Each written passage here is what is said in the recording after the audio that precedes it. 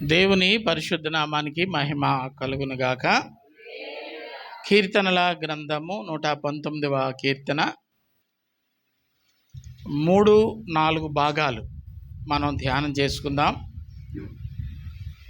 17వ చరణం నుంచి వ్రాయబడినటువంటి భాగాలు. నీ సేవకుడినైన నేను బ్రతుకున్నట్లు నా ఎడల నీ దయారసము చూపుము. నీ వాక్యమును బట్టి నేను నడుచుకొనుచుందును. నేను నీ ధర్మశాస్త్రమునందు ఆశ్చర్యమైన సంగతులను చూచున్నట్లు నా కన్నులు తెరువము. ఈ 17-18 చరణాల్లో చక్కటి మాట మనకు కనబడుతుంది. నేను బ్రతుకున్నట్లు నీ దయారసమును చూపుము అని కనబడుతూ ఉంటుంది. దేవుని యొక్క దయ నీవు నాకు చూపిస్తే నేను బ్రతుకుతాను. అర్థం చేసుకోవాల్సింది ఏమిటంటే, ఒక మనిషి బ్రతకడానికి ఆహారం మాత్రమే సరిపోదట. అపవాదితో క్రీస్తు కూడా ఈ మాట పలికాడు. మనుషుడు రొట్టె వలన కాదు కానీ దేవుని యొక్క నోటి నుండి వచ్చే ప్రతి మాట వలన బ్రతుకుతాడు అని. కాబట్టి మనిషి బ్రతకాలి అంటే, నేను బ్రతకాలి అంటే, భక్తుడు చెప్తున్నాడు, తను బ్రతకాలి అంటే ఏం కావాలి అంటే, పోషక పదార్థాల గురించి, జీడిపప్పును గూర్చి, లేకపోతే విలువైనటువంటి పండ్లను గూర్చి చెప్పలేదు. కానీ ఆయన చెప్తున్న మాట ఏమిటంటే, నీ దయారసం నాకు కావాలి. దయారసం హాస్పిటల్లో బలహీనంగా ఉండి బెడ్ మీద ఉంటే ఆ పేషెంట్కి జ్యూస్ తీసుకెళ్తారు. జ్యూస్కి మరొక పేరు చెప్పండి.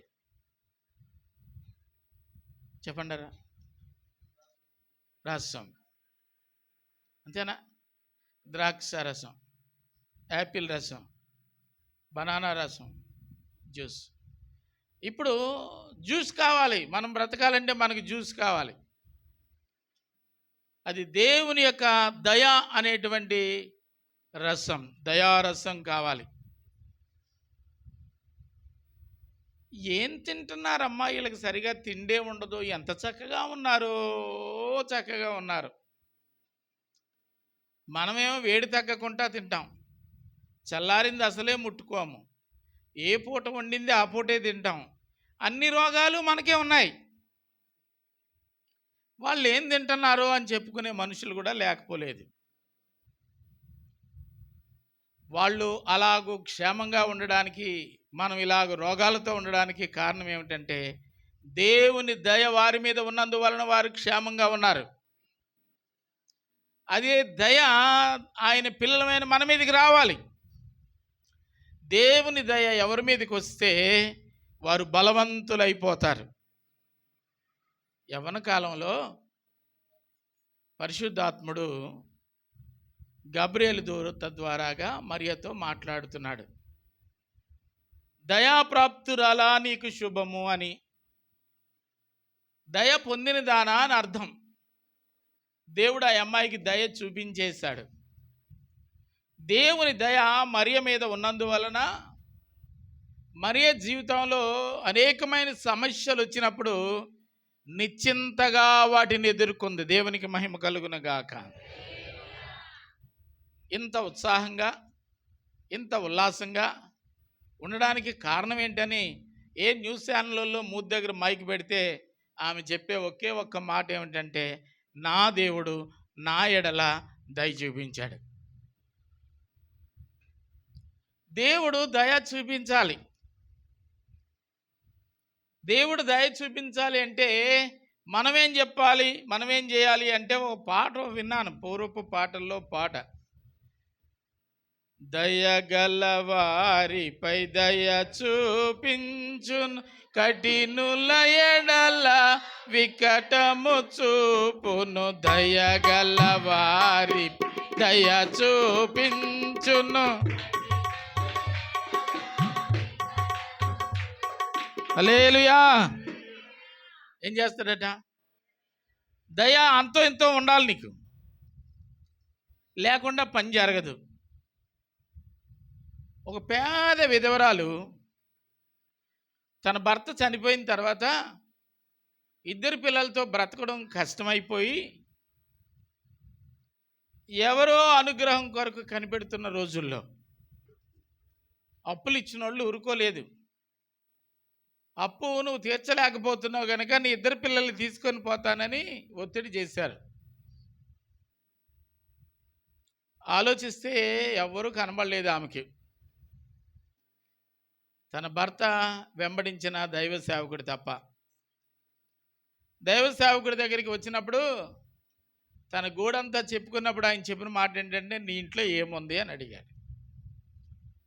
నా ఇంట్లో వట్టి కుండ మాత్రమే ఉందని చెప్పలేదు ఆమె. వట్టి నూనె కుండ మాత్రమే ఉంది. చెయ్యి పెడితే తగులుతుంది కానీ వంట చేసుకోవడానికి సరిపోదన్నమాట అండి. అర్థమైందా? అనుగ్రహించడానికి ఆ నూనె కుండనే ఎందుకు ఆధారం చేసుకోవాలి? మరొక విధంగా దేవుడు వాళ్ళని ఆశీర్వదించవచ్చు కదా. అంటే పెట్టుబడి మూలం ఉండాలి. ఇక్కడ మూలం ఉండాలి. మూలం లేకుండా, మూలధనం లేకుండా వ్యాపారం అభివృద్ధి చెందదు. నీ వ్యాపారం అభివృద్ధి చెందాలంటే ఎంతో కొంత పెట్టుబడి పెట్టాలా? శ్రమ అయినా పెట్టాలి, ధనమైనా పెట్టాలి. ఏది పెట్టకుండా దేవుడు ఆకాశం నుంచి ఐశ్వర్యాన్ని పంపిస్తే సోమరోడు పోయి నడు రోడ్డు మీద కూర్చుంటావు, దేవుడా పంపించని గారడి ఓడలాగా. నువ్వు విత్తాలి. మనుషుడు ఏమి విత్తితే ఆ పంటే కోస్తాడని రాస్తుంది. నువ్వు సంతోషంగా ఇస్తే విత్తితే పనులుగా నువ్వు మోసుకొని పోతావని రాస్తుంది. ఏం పనులుగా వాడు మోసుకుపోవచ్చు కదా, విత్తడం ఎందుకు? అనుగ్రహం అతని మీద ఉన్నప్పుడు వాడు విత్తాలా? వాడు విత్తకుండానే దేవుడు ఇవ్వగలడు. కానీ అలాగూ ఎవరికైతే దేవుడు ఇస్తాడో వాడు సోమరి అయిపోతాడు. పనిచేస్తాడమ్మా. బైబిల్ ఇంకొక మాట ఉంది, నమ్మకమైన వానికే దీవెనలు మెండుగా అని. ఆయన దీవెన ఇచ్చేయచ్చు కదా, కానీ మూలం పెట్టుబడి ఏముండాలంటే నమ్మకత్వం ఉండాలి. అతని నమ్మకత్వమే అతనికి పెట్టుబడి. ఇప్పుడు ఆ తల్లి చెప్పిన మాట ఏమిటంటే, నూనె కుండ ఉంది ఒకటి మాత్రమే చాలు. దేవుని సేవకుడు కార్యం చేయడానికి ఒక అవకాశం దొరికింది. దానిని ఆశీర్వదించడం మొదలుపెట్టాడు. అది పొంగి పొర్లేటంతగా దేవుడు ఆశీర్వదించాడు. అదే దావీదు కూడా చెప్తాడు, నా గిన్నె నిండి పొర్లుచున్నది అంటాడు. ఉండాలి. ఆ సారేపత్తులో విధవరాలు పిండి కలిగిన తొట్టిలో ఏముందంటే కొంచెము పిండే ఉంది. తొట్టి కాదు ఉన్నది, తొట్టిలో కొంచెం పిండి ఉంది. ఆశీర్వదించాడు. 3.5 సంవత్సరాలు ఆ దేశ ప్రజలు పోషణ కొరకు సరిపోయే ఆహారం ఉత్పన్నమయ్యేటంతగా దేవుడు దీవించాడు. అరణ్యంలో 3 దినాలు కూడికలు జరుగుతున్నప్పుడు ఆకలితో అలమటిస్తూ ఉండగా శిష్యులు, అయ్యా త్వరగా ముగించినట్లయితే వారు ఆహారం కొనుక్కుంటారు పొరుగురు వెళ్ళి. ఆయన చెప్పాడు, మీరే వారికి ఆహారం పెట్టండి అన్నాడు. మా దగ్గర ఏముంది, వాళ్ళ దగ్గర ఏమీ లేదు. నా దగ్గర ఉంది ప్రభువా అని చిన్న పిల్లోడు 5 రొట్టెలు 2 చిన్న చేపలు వాళ్ళమ్మ క్యారేజ్ కట్టింది. ఈ మీటింగ్కి వచ్చేటప్పుడు చిన్న పిల్లోడు కదా, అక్కడ భోజనం ఉంటుంది ఉండకపోతుంది కాబట్టి నా పిల్లోడు ఆకలితో ఉండకూడదని పిల్లోడు కోసం తల్లి క్యారేజ్ కట్టింది. వాటిని ప్రభు పరిచర్య కొరకు ఇచ్చేశాడు ఆ పిల్లోడు. అతని దగ్గర ఇంకేమీ లేవు. ఆ మాట చెప్పాలి. ప్రభు పరిచర్య కొరకు ఇచ్చేశాడు, అతని దగ్గర ఇంకేమీ లేవు. చెప్పండి, ఆ మాట చెప్పండి. వాళ్ళ అమ్మగారు తినటానికి అతనికి ఇచ్చినటువంటి 5 రొట్టెలు 2 చిన్న చేపలు ప్రభు పరిచర్య కొరకు ఇచ్చేశాడు. ఇక ఆయన దగ్గర ఏమీ లేవు. అది చెప్పాలి మీరు. మీ పక్కకి తిరిగి చెప్పండి, ఇంకా పిల్లోడి దగ్గర ఏమీ లేవు. అక్కడ ఆగుదాం. ఆరాధన జరుగుతుంది. ఆరాధన అయిపోయిన తర్వాత అందరూ వాక్యం విన్నారు. ఆరాధనలో కానుకలు పట్టే సమయం వచ్చింది. బోధకుడు కానుకలు పెట్టి దగ్గర నిలవబడ్డాడు. వారి వారి కలిమి కొలిది అందరూ అందులో తీసుకొచ్చి అర్పణలు వేస్తూ ఉన్నారు. ఒక పేద విధవరాలు కొంత తీసుకొచ్చి వేయలేదు, తన జీవనం అంతా తీసుకొచ్చి వేసేసింది. తన దగ్గర ఉన్నదంతా వేసేసింది. ఇక ఆమె దగ్గర ఏమీ లేదు. చెప్పండి, మీ పక్క వాళ్ళకి చెప్పండి. ఆమె దగ్గర ఏమీ లేదు, పిల్లోడి దగ్గర ఏమీ లేదు. అంతా ప్రభు పరిచర్య కొరకు ఇచ్చేశారు. అపోస్తలులు పరిచర్య చేస్తున్న కాలంలో రోమా సైనికులకు భయపడి, ప్రభుత్వానికి భయపడి మనల్ని విభజించి పాలించన్నట్లుగా వేరువేరుగా ఉంటే వీళ్ళు మీద పడి తన్నేటట్టున్నారు. మనమందరం ఒకే స్థలంలో ఉందాము, ఒకే కుండకూడు తిందాము. దానికి అవసరమైన ఈవులు మన స్థిరాస్తులన్నీ అమ్మేసి అపోస్తలుల పాదాల దగ్గర పెట్టేద్దాము అనుకున్నారు. అనుకున్నదే తడవు. చేయాల్సిన వాళ్ళందరూ చేసేశారు. ఒక కుటుంబం కూడా చేయడానికి నిర్ణయించుకొని తన స్వాస్థ్యం అంతా బేరాం పెట్టేశారు, అమ్మకానికి పెట్టారు. అమ్మేశారు. తీసుకొని వెళ్ళి అపోస్తలుల పాదాల దగ్గర పెట్టడానికి యజమానుడు సిద్ధపడుతుండగా, ఒక్క నిమిషం ఆగన్నది భార్య. యజమానుడు నిలిచిపోయాడు. అందరూ చేసినట్టు చేస్తే నువ్వు అడుక్కు తింటావు. ఈ పాస్టర్ గారులు నిన్ను నమ్మకూడదు. ఏదో అలా ఆవేశంతో 4 మాటలు చెప్తే నువ్వు టెంప్ట్ అయిపోయి ఉన్నకాడికి ఇచ్చేస్తే అడుక్కు తింటావు నువ్వు. తర్వాత కొంత ఉంచుకుందాం, కొంత తీసుకొని వెళ్ళి పరిచర్యకి ఇద్దాం. కొంత ఉంచుకున్నారు, కొంత తీసుకొని వెళ్ళారు. ఆమె అపోస్తలుల పరిచర్య కొరకు తాను అమ్మిన వెలలో కొంత ఇచ్చి కొంత ఆమె దగ్గరే ఉంచుకుంది. ఈ మాట కూడా చెప్పాలి మీరు. ఆ అబ్బాయిని గురించి చెప్తే ఉన్నదంతా అబ్బాయి ఇచ్చేశాడు, ఆ అబ్బాయి దగ్గర ఇంకేమీ లేదు. ఆ పేద విధవరాల గురించి చెబితే ఉన్న అంతా ఇచ్చేసింది, ఇంకా ఆమె దగ్గర ఏమీ లేదు. ముందు చూపు కోసం కొంత ఉంచుకుంది. చూసారా ఈ తల్లి? 24 గంటలు తిరగక మునిపే తన భర్త తను ఈ భూమి మీద లేకుండా పోయారన్నమాట అండి. నమ్మాలి. రైతు తన పొలంలో విత్తనాలు విత్తడానికి గంపెడి గింజలు పట్టుకెళ్తాడు. గంపెడి గింజలు భూమిలో విత్తేస్తే ఏమైపోతాయో. ధరలు చూస్తే మండిపోతున్నాయి. విత్తనాలు దొరక్క దుకాణాల వెనక తిరుగుతూ ఉన్నాము. ఎలాగో సంపాదించాము. వీటిని నమ్మి భూమిలో విత్తితే వర్షం రాకపోతే ఇక మనం నష్టపోతామని ఇంటి దగ్గర భార్య భర్తలు మాట్లాడుకొని వంట చేసుకొని తినేసారనుకోండి,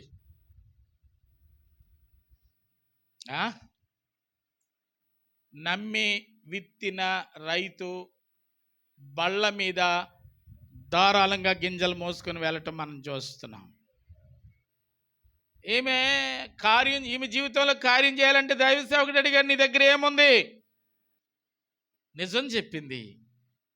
నూనె కుండ తప్ప నా దగ్గర ఇంకేమీ లేదని. ఇంటికెళ్ళి ప్రార్థన చేయమని చెప్పాడు. తలుపేసుకుంది, ప్రార్థనలు చేస్తున్నారు 2 పిల్లలు తను కలిసి. ప్రార్థన చేస్తుండగా ఆ చెమ్మ కాస్త ఊటగా మారింది. ఆ ఊట ఆ పాత్ర నిండిపోయేటంత అయింది. అది పొంగి ప్రవహిస్తున్నప్పుడు మోకాళ్ళ మీద ప్రార్థిస్తున్నటువంటి వాళ్ళ మోకాళ్ళకు తడి తగులుతూ ఉంది. కన్నులు విప్పి చూసేసరికి పొంగుతున్న నూనె. ఏం చేయాలనినప్పుడు నీరుగు పొరుగు పాత్రలను ఎరువు తెమ్మని చెప్పారు. ఆ పాత్రలన్నీ నింపారు. అయిపోయినాయి అంట. చెప్పండి, ఏమైపోయినాయి? నూనె ప్రవహించడం ఆగిపోలేదు. పాత్రలు అయిపోయినాయి. నీ ఇంట్లో పాత్రలు అయిపోయినాయి, పక్కింటి వాళ్ళ పాత్రలు అయిపోయినాయి, చుట్టుపక్కల పాత్రలు అయిపోయినాయి. నిండునంతగా దేవుడు ఆశీర్వదించాడు. దానితో ఆ నూనె అమ్మి తన భర్త చేసిన అప్పు తీర్చి రానున్న 3.5 సంవత్సరాల కరువులో హ్యాపీగా తన బిడ్డలతో బ్రతికేటట్లు చేసిన దేవునికే మహిమ కలుగునుగాక. ఈ 5 రొట్టెలు 2 చిన్న చేపలు ఇచ్చేసాడు పిల్లోడు. తినరా తినరా, ఇచ్చేసావు కదా తినరా అంటున్నారు. చాలామంది హేళన చేస్తున్నారు. పంక్తులుగా కూర్చొనమని చెప్పి ఆశీర్వదించి వడ్డించండి అని చెబితే శిష్యులే ఆశ్చర్యపోతున్నారు. అయినా నీ మాట చొప్పున వల వేస్తానని చెప్పడం అలవాటు అయిపోయింది వాళ్ళకి. నీ మాట చొప్పున పంచడం మొదలు పెడతారు. ఇదంతా ఈ వరుసగా అయిపోతాయి అనుకున్నారు. గంపలలో నుంచి తోడుతూ ఉంటే మనుషులు అయిపోయారు, కానీ గంపల్లో రొట్టెలు అయిపోలేదు. దేవునికి మహిమ కలుగును గాక. చెప్పండి, తినటానికి ఇంకా మనుషులు ఇంకెవరు లేరు. అందరూ ఫుల్గా కడుపు నిండా తిన్నారు. ఎంతమంది అట? స్త్రీలు పిల్లలు లెక్కెట్టకుండా పురుషులు సంఖ్య 5,000 మంది తిన్నారు.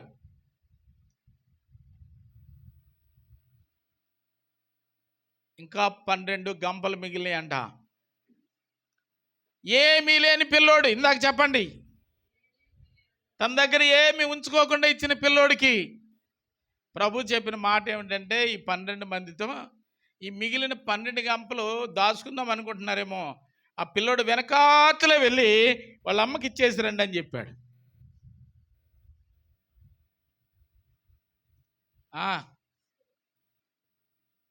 ఆ ప్రయాణాన్ని ఒకసారి ఊహించుకోండి. 12 మంది శిష్యులు 12 గంపలను ఎత్తి మీద పెట్టుకొని వాళ్ళు నడుస్తుంటే వాళ్ళ ముందర ఈ పిల్లోడు, జాయిలాంటి పిల్లోడు, ఈ 12 గంపల్లో ఉన్న రొట్టెలు నావే, అందులో ఉన్నటువంటి చేపలు నావే అనినప్పుడు వాటిని ఇంటికి సంతోషంగా వాడు ఎలా తీసుకెళ్తాడంటే, నాటకమే తీసుకెళ్ళడు, నాట్యమాడి మరి తీసుకెళ్తాడు.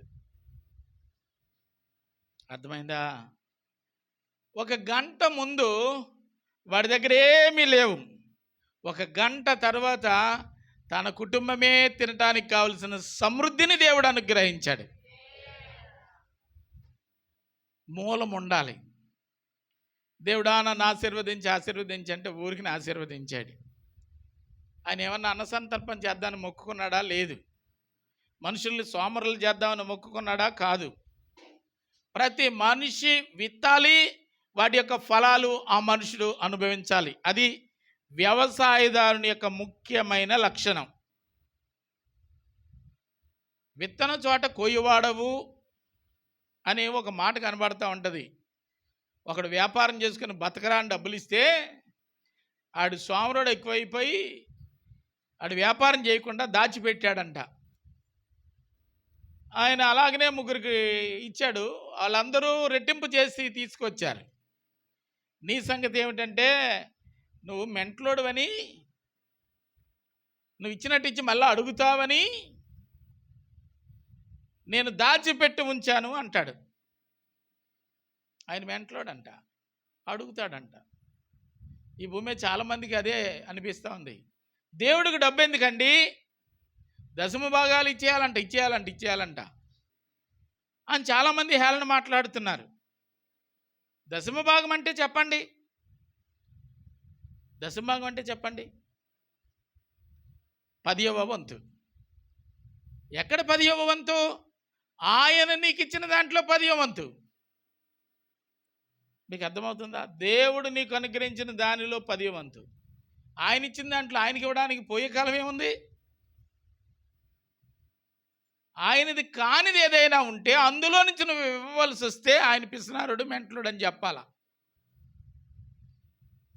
ఇది నీది కాదు ప్రభువా, నేను అర్ధరాత్రి దొంగతనం చేసి ఎవరికి దొరకకుండా వివేకంగా నేను తీసుకొచ్చాను కాబట్టి దీంట్లో నీకు వాటా లేదు. నేను లంచం తీసుకొని ఈ 1,00,000 రూపాయలు ఇంటికి తెచ్చుకున్నాను కాబట్టి ఇది అక్రమమైన సొమ్ము, దీంట్లో నీకు వాటా లేదు. నేను మోసం చేసి ఈ డబ్బు సంపాదించాను కనుక ఇది మోసపూరితమైనటువంటి ధనం, ఇందులో పవిత్రత లేదు కనుక ఇందులో నీకు వాటా లేదని, అటువంటి వాటిలో ఎవ్వరూ రూపాయి ఇవ్వనక్కర్లేదు. నీ విశ్వాసము సరైనదైతే, నీ నమ్మిక సరైనదైతే, నువ్వెంత నిరీక్షించినా ఏ దారి కనబడలేనప్పుడు ప్రభువా నీవే నాకు దిక్కు అని ఎవరైతే దేవుని తట్టు చూసి ఆధారపడతారో అప్పుడు దేవుడు నీకు అనుగ్రహించాడు అనే నిశ్చయత నీకు కలిగిన ప్రతి స్వాస్థ్యములో భాగం ఖచ్చితంగా దేవునికి ఇవ్వాలి. అర్థమైందండి? అర్థమైందా? ఆమె ఇచ్చేసింది. ఇచ్చింది అంటే ఓ మాట చెప్పాలి, దేవునిలో నమ్మి ఎక్కువ పెట్టుబడి పెట్టేసింది, ఉన్నదంతా పెట్టేసింది అమాయకురాలు. రేపటిని గురించి ఆలోచనే లేదు ఆమెకి. కానీ ఆయన చెప్పిన మాట ఏంటంటే, భూమి ఉన్నంత వరకు ఈమె చరిత్ర మిగిలిపోద్దని చెప్పాడు. దేవునికి మహిమ కలుగును గాక. ఘనహీనులు, ఎన్నిక లేని వారు దేవుని చేత ఘనపరచబడిన అనుభవాలు. కాబట్టి మనం ఆరాధించే దేవుడు ఎంతటి ఘనుడు అంటే, ఆయన దయారసమును చూపిస్తే మనం బ్రతుకుతాం. బ్రతకాలి అనుకున్న వాళ్ళందరూ చెప్పండి, ఇప్పుడు బ్రతకాలి అనుకున్న వాళ్ళందరూ దయారసము కొరకు కనిపెట్టాలి. దయారసము నీ దగ్గర ఉంటే నీవు బ్రతుకుతావు. అర్థమైందండి? ఆ దయారసం నీకు సమృద్ధిగా కావాలి అంటే నీ క్రింది ఉన్న వ్యక్తులపై నీవు దయ చూపించడం ప్రారంభించాలి. దేవునికి మహిమ కలుగును గాక. వీడికి జాలి లేదు, దయ లేదు, కనికరం లేదని చాలామందిని గురించి చాలామంది చెప్పుకుంటూ ఉంటారు. దేవుడు నీకు దయ చూపించాలని నీవు అనుకుంటే, ఆ దయ నాకు బ్రతుకునిస్తుందని నీవు నమ్మితే, ఆ దయను వృద్ధి చేసుకోవడానికి నువ్వేం చేయాలి తెలుసా? నీవు నీ చుట్టూ ఉన్న వారిపై దయ చూపించాలి. ఆ మాట చెప్పండి ఇప్పుడు పక్కనున్న వాళ్ళకి. అంత పొడుగు చెప్పక్కర్లేదు, సింపుల్గా చెప్పండి. దేవుని దయ మనకు ఆయుష్కాలాన్ని ఇస్తే, ఆ దయ మన జీవితంలో సంపూర్ణంగా ఉండాలి అని అనుకుంటే, మన చుట్టూ ఉన్న సమాజం మీద మనం దయ చూపించినప్పుడే దేవుడు దయారసాన్ని మనకు అనుగ్రహిస్తాడని ఒక సువార్త, హితబోధ మన చుట్టూ ఉన్న సమాజానికి మనం చేయగలగాలి. దేవునికి మహిమ కలుగును గాక. డబ్బు ఉంటే ఏదైనా చేస్తామని అనుకుంటాం, మరి డబ్బు సంపాదించే మార్గాలు వెతుకొద్దా. సంపద సృష్టించాలి అన్నారు ముఖ్యమంత్రి గారు. మరి సంపద సృష్టించకుండా ఖర్చు పెడితే ఎలా? దేశం వల్లకాడ అయిపోదు. డబ్బు కావాలి కదా, డబ్బు ఉంటేనే కదా ఏ ప్రయోజనకరమైనటువంటి కార్యమైనా చేయటానికి. ఆ డబ్బు కావాలంటే దేవుడు డబ్బు ఇవ్వాలి. దేవుడు డబ్బు ఇవ్వాలంటే ముందు నీ దగ్గర వదులుకోవాలి. అర్థమైందా? నాది మాత్రం ఇక్కడే ఉండాలి, నీది మాత్రం నా గాజులు నిండిపోవాలి. నువ్వు అన్యాయంగా ఆలోచించినట్లుగా నీ దేవుడు నిన్ను ఆశీర్వదించడానికి అన్యాయంగా ఆలోచించేవాడు కాదు. దేవునికే మహిమ కలుగును గాక. హల్లెలూయా. పూర్వకాలంలో కమలీలు ఉండేవి. ఊరు తగలబడిపోతూ ఉంటే అందరూ తమ తమ బిందెలతో నీళ్లు పట్టుకొని వెళ్ళి ముట్టుకున్న ఇంటి మీద పోసి ఆరిపేసేవారు. స్వార్థం ఎక్కువైపోయిన రోజుల్లో ఎవరు బిందెలు నీళ్ళు పట్టుకుని వాళ్ళే అలా కూర్చున్నారు. పరిగెత్తి వెళ్ళి ఆర్పటం లేదు. ఏమ్మా బిందెతో నీళ్ళు వెళ్ళి నలుగురు వెళ్ళి ఆ నీళ్ళు దాని మీద పోస్తే ఆరిపోద్ది కదంటే, నా దాకా వచ్చిన తర్వాత నేను ఆర్పుకుంటాను. నేను ఆర్పుకోవడానికి నాకు నీళ్ళు వద్దా? పోసేస్తే నేను ఎక్కడికి పరిగెత్తుతాను? నా దాకా వచ్చినప్పుడు ఆర్పుకుంటాను. ఎవరి మట్టుకు వాళ్ళే నా దాకా వచ్చినప్పుడు అంటే అది ఆర్పలేనంత ఉద్రిక్తతతో కూడినటువంటి అగ్నిజ్వాలలు మొత్తం ఊరు తగలబెట్టేసిన పరిస్థితులు మనకు అర్థం చేసుకోవాలి. నలుగురు కలిసి 4 బిందులు వేస్తే ఆ మంట ఆరిపోద్దండి. దీపంలో ఆరంభమైన మంట. నా ఇంటి దగ్గరకు వచ్చినప్పుడు నాకు నీళ్ళు వద్దా అనుకుంటే, నీ దగ్గర ఉన్న నీళ్లు నీకు సంభవించబోయే విపత్తు నుంచి నిన్ను కాపాడలేవు. నీ విపత్తు నుంచి నువ్వు కాపాడబడాలి అంటే నీకు సహాయం చేయాలి. నువ్వేం చేయాలి? నువ్వు పట్టుకెళ్ళి బిందె నీళ్ళు అగ్గి మీద పోస్తే, అందరూ అలా పోస్తే అక్కడ మొత్తం అణిచివేయబడుతుంది ఆ విపత్తు. నీకెందుకు మళ్ళీ కుండతో నీళ్ళు ముట్టుకునే పరిస్థితే నీ దగ్గరికి రాదు కదా. నువ్వు అందరు కలిసి మీరు వెళ్ళి పెట్టుబడి పెడితే, నువ్వు బిందె నీళ్ళు పెట్టుబడి పెడితే లారీలు నీళ్ళు వచ్చినా సరే ఆర్పజాలని మంటలను ఆరంభంలోనే ఆర్పేయచ్చు. గంటల లారీ వచ్చినా ఆర్పలేని మంటలు మనం చూస్తాం, తెలీదా? అంత దాకేందుకు? ఈ బిందెట్టుకెళ్తే ఆరిపోయేటప్పుడు నువ్వు చేయాల్సిన పని చేయాల్సిన సమయంలో చేయకపోతే అది ఉధృతమైనప్పుడు నీ శక్తికి మించినదిగా మారిపోద్ది అన్నమాట. అర్థమవుతుందండి? మొన్న ఒక వీడియో చూశాను. ఒక లారీ వెళ్ళి ఒక లారీని గుద్దేసింది. డ్రైవర్ ఇరుక్కుపోయాడు, కాళ్ళు 2 ఇరుక్కుపోయాడు. డ్రైవర్ మాట్లాడుతున్నాడు. ఆ జాకీ ఉపయోగించడానికి గుణపం అలాంటివి ఉంటాయి, అవి తీసి ఇలా మెట్టికించినా కాళ్ళు బయటకు వచ్చేస్తాయి. ఆడేమో నన్ను కొంచెం లాగండ్రా బాబు అంటాడు. ఆ ముందు లారీ కొంచెం ముందుకు తీసినా బండి కొంచెం వస్తుంది. ప్రయత్నం చేస్తే ఆ మనిషిని సులువుగా బయటికి తీసుకురావచ్చు. ఫోటోలు తీస్తున్నారు, వీడియోలు తీస్తున్నారు. అరిసి మొత్తుకుంటున్నాడు. పెట్రోల్ ట్యాంకర్ వెనక నుంచి ముట్టుకుపోతా ఉంది. అలా చూస్తూ ఉండగానే ఆ మనుషుడు వేలాడుతూ కాలిపోయాడు, నిప్పుగా కొరకంచుగా మారిపోయాడు. ఎవరి వల్ల కాదా? ఎవరి వల్ల కాదా? స్పందించాల్సిన సమయంలో నువ్వు స్పందిస్తే, ఏదో చెప్తారు పూర్వకాలంలో ఒక మాట, అదును చూసి విత్తనాలు పెట్టాలట. పాస్టర్ గారు చెప్పారని ఉన్న గదిలో ఉన్న విత్తనాలన్నీ పట్టుకెళ్ళి ఎండలో పోసేస్తే నాకు నాటవు.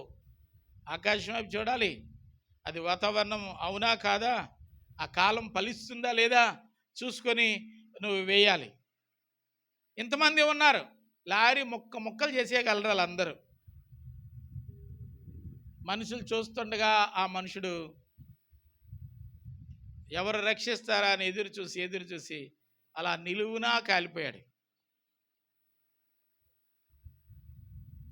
నువ్వు మౌనంగా ఉంటే, చేయాల్సిన సమయంలో నువ్వు పని చేయకపోతే తీవ్రమైన నష్టాన్ని చూస్తావు. ఆ నష్టం పోర్చడానికి నీ స్వజనులు కానీ, రక్త సంబంధికులు కానీ, నీ చుట్టూ ఉన్నవారు కానీ ఎవ్వరూ రారు. కాబట్టి ఆరంభంలోనే ఆ విపత్తును అడ్డుకట్ట వేయడానికై దేవుడు నీకు నేర్పిస్తున్న దానిని నువ్వు అవలంబించినట్లయితే, అనుసరించినట్లయితే తప్పించబడతావు. దేవునికే మహిమ కలుగునుగాక. అర్థం చేసుకోవాల్సిన అంశం ఏమిటంటే, దేవుని దయ నన్ను బ్రతికిస్తుంది అనినప్పుడు నేను నా చుట్టూ ఉన్న సమాజం పట్ల దయ చూపించగలగాలి. ఇంకా రాయబడినటువంటి నీ వాక్యమును బట్టి నేను నడుచుకుందును, నేను నీ ధర్మశాస్త్రమునందు ఆశ్చర్యమైన సంగతులను చూచున్నట్లు నా కన్నులు తెరువుము. బైబిల్ పట్టుకోండి, పైకి ఎత్తండి. ఇందులో ఏమున్నాయట? కోటా కార్డు ఉందట, పాటల పుస్తకం ఉందంట, అలా అమ్మకి ₹1,00,000 ఇచ్చిన ప్రామిసరీ నోట్ ఉందంట, జుంకాలు తనఖా ఇచ్చిన సీటీ ఉందంట. అయ్యా బైబిల్లో ఉన్నాయి, మీ బైబిల్లో ఇదేవా? ఓ పాస్టర్ గారి బైబిల్లో ఇవన్నీ ఉన్నాయి. అప్పుడు బైబిల్ ఎలా తయారైందంటే, 3 రోజుల క్రితం తేనిజాడిలో ఎలక చచ్చిపోయింది. ఇలా తయారైనట్టుగా ఆ పాస్టర్ గారి బైబిల్ ఉంది. అందులో పాటల పుస్తకం, ప్రామిసరీ నోట్లు, కోటా కార్డు. ఇప్పుడు కోటా కార్డు అంటే సింపుల్, అప్పుడు కోటా కార్డు పుస్తకం ఉండేది. ఇలాగ ఇవన్నీ కలిపి గోద్రేజ్ బీరువాలో ఎన్ని ఉంటాయి అన్నీ ఉన్నాయి ఆ బైబిల్లో. నల్లగా ఉంటాడు ఆ పాస్టర్ గారు. ఎవరో చెప్పారట, అందంగా ఉంటామని రోల్డ్ గోల్డ్ 1 గ్రామ్ గోల్డ్ అన్న ఉంగరం పెట్టుకోమన్నారంట. ఉంగరం పెట్టుకొని ఆ పాస్టర్ గారు ప్రార్థన ముగించుకొని తెల్ల బట్టలు వేసుకొని బండి మీద వెళ్ళిపోతూ ఉంటే, వీడి దగ్గర వీడు సావుకారిలాగా ఉన్నాడు, కొట్టుకడేసి వెళ్ళిపోతున్నాడు, వీడి దగ్గర డబ్బులు చాలా ఉంటాయి. ఇద్దరు ప్లాన్ చేసుకుని, ఒరే నువ్వు అక్కడ కాయి నేను ఇక్కడ కాస్తానని చెప్పి కాసి లిఫ్ట్ అడిగాడట. మా వాళ్ళు సావు బతుకులో ఉన్నారు, అర్జెంటుగా వచ్చేయమంటే, పనిలో నుంచి నేను బయలుదేరి వెళ్ళిపోతున్నానండి, కొంచెం నాకు హైవే దాకా దించేయండి అన్నారంట. ఆయన లైవ్లో చూస్తాడులే తర్వాత. అది ఎప్పుడైందని ఎక్కించుకున్నాడు పాస్టర్ గారు. కొంచెం దూరం వెళ్ళిన తర్వాత మా ఊడు నడిచి ఇక్కడే ఉన్నాడండి, అన్ని కూడా ఎక్కించేసుకుందాం. ఇద్దరు ఎక్కారు. బండి వెళ్తూ ఉంటే ఒకడు కత్తి తీశాడు, పాస్టర్ గారు పొట్ట మీద పెట్టాడు. ఒకడేమో కత్తి తీశాడు, ఇక్కడ పెట్టాడు పీక దగ్గర. ఇప్పుడు జాగ్రత్తగా మేము పొమ్మన్న చోటికి నువ్వు పో అన్నాడు. సరిగ్గా గంటా శ్రీనివాసరావు గారి ఆఫీస్ ఉంటుంది వైజాగ్ హైవే రోడ్లో. దానికి ఎదురుగా చీకటి ఉంటాయి, వీధి లైట్లు ఉండేవి కాదు. అక్కడికి వెళ్ళి ఆపమన్నారు. ఆపమని పాస్టర్ గారిని తన్ని బోర్ల పడిన తర్వాత గుడ్డలు చింపేసి బడితులెట్టి బాధేసి ఐరన్ పైపులతో చేతుల మీద మండల మీద కొట్టేసి ఆ ఉంగరం లాగేసుకొని, పాస్టర్ గారి దగ్గర ఏం లేదు, ఉంగరమే.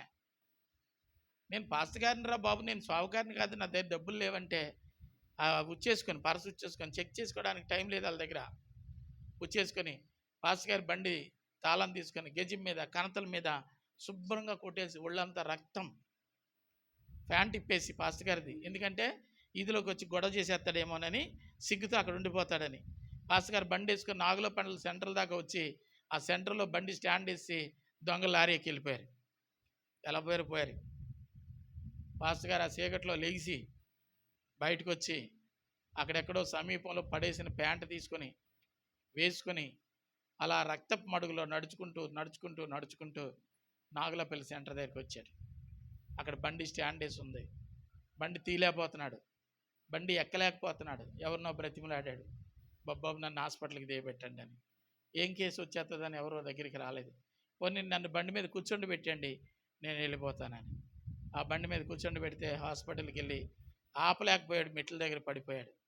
డాక్టర్లు చూసి ఈ కేసు వచ్చేస్తుంది, తనని గవర్నమెంట్ హాస్పిటల్ పంపించేద్దాన్ని పంపించేశారు. ఎముకలు ఇరిగిపోయాయి, దుమ్ములు చెట్లు కొట్టేశారు, ముఖం కమిలిపోయింది. చాలా బాధాకరమైనటువంటి పరిస్థితి. తర్వాత పలకరించడానికి వెళ్ళాం. ఎలా జరిగిందంటే ఇలాగ జరిగిందని అన్నీ చెప్తున్నాడు అతను. కారణం ఏంటంటే నీ బైబిల్ తెచ్చిన ప్రమాదం. ఏంటట? బైబిల్ తెచ్చిన ప్రమాదం. బైబిల్ నిన్ను బ్రతికిస్తుంది, అందులో దేవుని వాక్యము నిన్నేమో నిలబెడుతుంది. నువ్వు ఆ బైబిల్లో ఏం పెట్టావు? Bank book, quota book, Aadhaar card, licence, driving licence కూడా పుస్తకం ఉండేది అప్పుడు. ఎస్ఆ గారికి తెలుస్తుంది, సత్యబాబు గారికి. డ్రైవింగ్ లైసెన్స్ ఎంత బరువు. ఇంకేంటండి కోటా కార్డు పుస్తకం ఉండేది.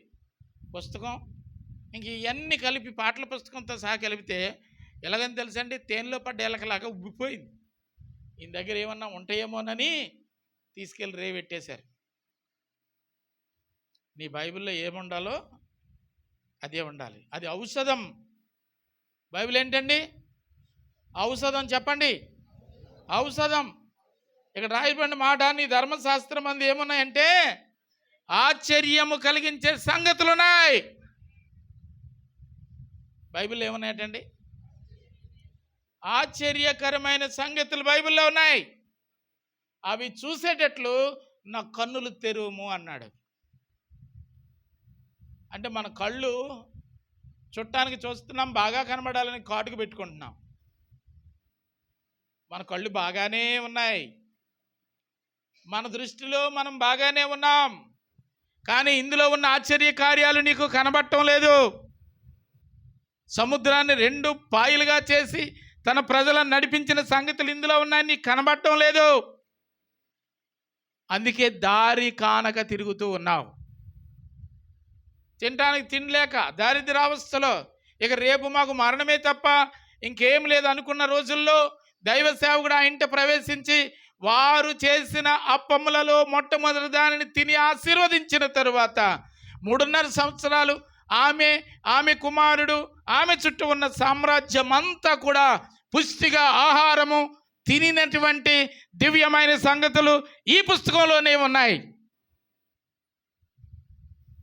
స్వస్థత లేదు, నీ రోగాన్ని బట్టి నీవు ఇంటిలో ఉండడానికి వీల్లేదు అని పాలెము వెలుపటికి పంపించేసిన కుష్ఠరోగులు ప్రభువు వస్తున్నాడని తెలిసి దావీదు కుమారుడా కనికరించమని విజ్ఞాపన చేసినప్పుడు జాలిపడి వారిని ముట్టి స్వస్థపరిచినప్పుడు వాళ్ళు సంతోషంగా తన గృహాలకు వెళ్ళిన అద్భుతమైన సంగతులన్నీ ఈ పుస్తకంలోనే ఉన్నాయి. చూడలేకపోతున్నాము, నీ కళ్ళు మూసుకుపోయి పొరల గమ్మి ఉన్నాయి.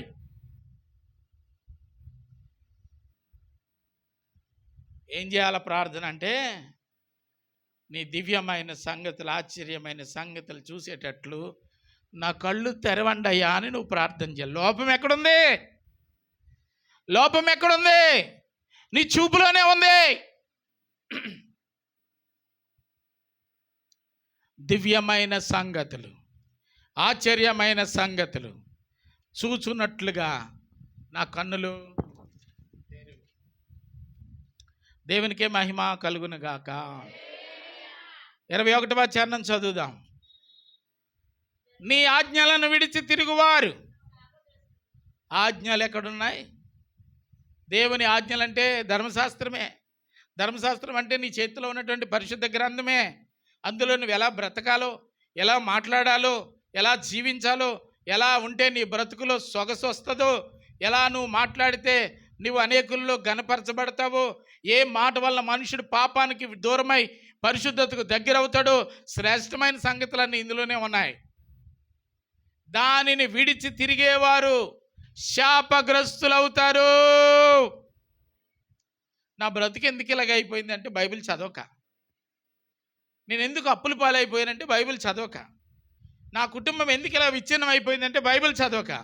ఎందుకంటే కుటుంబాన్ని నిలబెట్టేది, మనిషిని స్వస్థపరిచేది, మనిషికి ఆహారం ఇచ్చేది, మనిషిలో నిరీక్షణ కలుగజేసేది సమస్తము ఈ లేఖనాల్లోనే దేవుడు పొందుపరిచి ఉంచాడు. దానిని నీవు నిర్లక్ష్యము చేసినందువలన శాపం నెత్తి మీద ఏలుబడి చేస్తూ ఉంది. దేవునికి మహిమ కలుగును గాక. అప్పు ఇచ్చేటట్లు చేస్తాడా? అప్పు చేసేటట్లు చేస్తాడా? చెప్పండి. అప్పు ఇచ్చేటట్లు చేస్తాడా? అప్పు చేసేటట్లు చేస్తాడా? ఇచ్చేటట్లు చేస్తాడు. నీ చేయి పైన ఉండాలనుకుంటే దేవుని ఆజ్ఞలను వెతికి వెంబడించు. దేవుని యొక్క లేఖనములను హృదయంలో హత్తుకో. ఎన్నో అవమానాలు తన జీవితంలో తనను కృంగదీస్తున్నప్పుడు మరియా ప్రభువు మాట్లాడిన మాటలు హృదయంలో భద్రము చేసుకుని ఆ మాటలను ధ్యానిస్తున్నప్పుడు ఎక్కడ లేని ధైర్యం వచ్చింది ఆవిడికి. ఎలాంటి మాటలండి? ఆమె ప్రజలు మాట్లాడిన మాటలు ఎలాంటివి? ఒలే నువ్వు ఎలాంటిదానివో తెలదంటే, పెళ్ళి గిల్లి లేకుండానే పిల్లలు కన్నావు, మా దగ్గర చెప్తావు గొప్ప కబుర్లు అనినప్పుడు ఆమె హృదయం ఎంత కృంగిపోయి ఉంటుందో.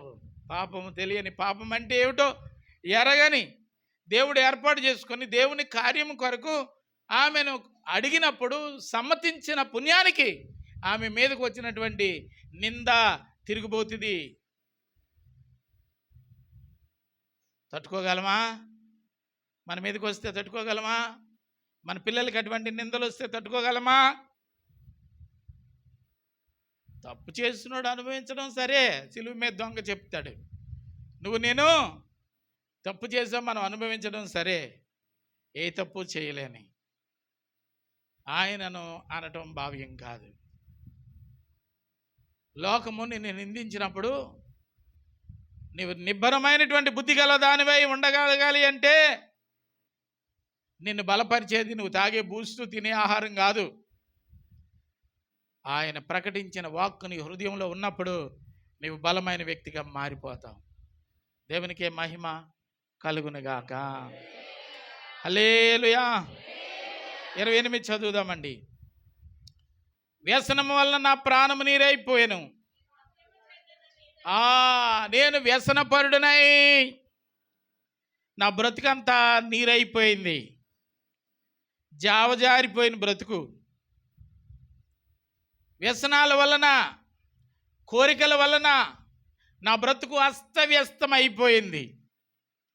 ఇది బాగవ్వాలి అంటే వైద్యం కావాలి. వైద్యములో ప్రధానమైనది మందు. ఆ మందు ఏమిటో తెలుసా? నీ వాక్యము. నీ వాక్యము చేత నీ వాక్యమును పంపించి నన్ను స్థిరపరచుము. దేవునికి మహిమ కలుగునుగాక. పాడైపోయినా, చెడిపోయినా, నాశనం అయిపోయినా బ్రతుకుల్ని బాగు చేసేది దేవుని వాక్యమే. ఆ వాక్యము నాకు అవసరం. దేవునికే మహిమ కలుగునుగాక. వాక్యాన్ని ధ్యానించాలి, వాక్యాన్ని అర్థం చేసుకోవాలి. ఆ వాక్యం ఏమై ఉంటుందో దేవుని వైపు చూసి నీవు ఆలోచించినప్పుడు నీవు చదివిన ఆ వాక్యమే దేవుని యొక్క వాక్కుగా మారి నిన్ను ధైర్యపరుస్తూ ఉంటుంది అన్నమాట అండి. దేవునికి మహిమ కలుగునుగాక. చదివింది వాక్యం అండి. అది మనసులో పెట్టుకొని ధ్యానించినప్పుడు అది వాక్కుగా మారుతుంది అన్నమాట అండి. వాక్కు అనగా ఉపదేశం, ఉపదేశం అనగా ఆజ్ఞ. ఆయన ఆజ్ఞ నీ జీవితంలోనికి వస్తే భ్రష్టమైనది, చెడ్డది, అపవిత్రమైనది, కీడును కలిగజేసేది, నాశనాన్ని కలుగజేసేది ఏది కూడా ఆయన ఆజ్ఞాపించగా ఆ చోటున ఉండడం దానికి అసంభవము. ఆయన వాక్యం ఎంత గొప్పదంటే కలుగునుగా కంటే సమస్తము కలిగినాయి. గెరసేను ప్రాంతంలో యవనస్తుని పట్టి పీడిస్తున్న దయ్యము ఎంతమంది ప్రయత్నాలు చేసినా పోని ఆ భయంకరమైన అవస్థ నుండి ప్రభువు వచ్చినప్పుడు, ఆయన మాట్లాడినప్పుడు పెటాపంచులై పారిపోయింది.